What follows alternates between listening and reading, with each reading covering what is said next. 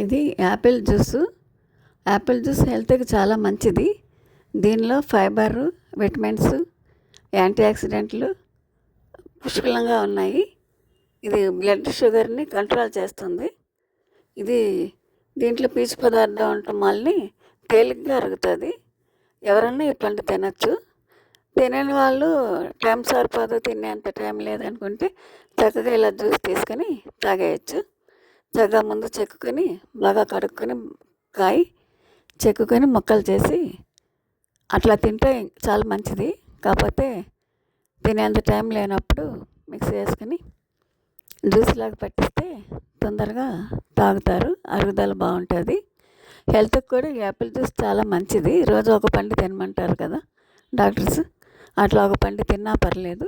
తినని వాళ్ళు ఇట్లా యాపిల్ జ్యూస్ చేసుకొని తాగితే హెల్త్కి చాలా మంచిది. ఈ జ్యూసు కొంచెం చిక్కగా ఉంటుంది కాబట్టి కొద్దిగా పాలు పోసుకుంటే అందులో జ్యూసు పలుచగా అవుతుంది.